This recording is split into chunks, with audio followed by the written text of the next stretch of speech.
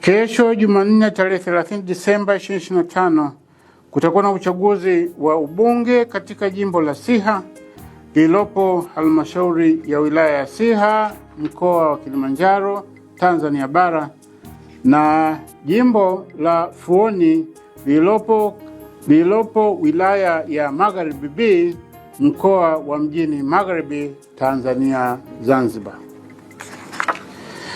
Uchaguzi mdogo huo utahusisha pia kata 5 za Tanzania bara. Kata hizo ni Chamwino iliyopo katika halmashauri ya manispaa ya Morogoro mkoa wa Morogoro, Mbagala Kuu iliyopo halmashauri ya manispaa ya Temeke mkoa wa Dar es Salaam, na Nyakasungwa iliyopo katika halmashauri ya wilaya ya Buchosa mkoa wa Mwanza. Nyingine ni kata ya Masoko iliyopo katika halmashauri ya wilaya ya Mbeya mkoa wa Mbeya, na kata ya Ndono iliyopo katika halmashauri ya wilaya ya Uyui mkoa wa Tabora. Ndugu wananchi, katika uchaguzi huu jumla ya wagombea 33 kutoka katika vyama vya siasa 17 wanawania nafasi wazi za ubunge na udiwani katika maeneo niliyoyataja. Kati ya wagombea 33, wagombea 21 sawa na asilimia 63.64 ni wanaume na wagombea 12 sawa na asilimia 36.36 ni wanawake. Kwa namna pekee, tume inavipongeza vyama vilivyoshiriki na wagombea waliojitokeza kushiriki. Aidha, jumla ya wapiga kura 218,024 walioandikishwa katika daftari la kudumu la wapiga kura watashiriki katika uchaguzi huo, na jumla ya vituo 556 vya kupigia kura vitatumika.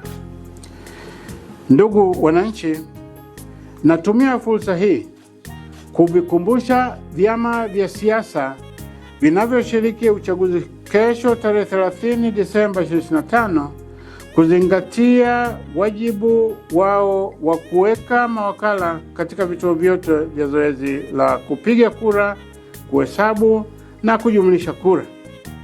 Wasimamizi wa uchaguzi katika majimbo na kata husika wamekamilisha taratibu zinazoweka mazingira yanayowezesha mawakala wa vyama vya siasa kufuatilia mchakato mzima wa uchaguzi.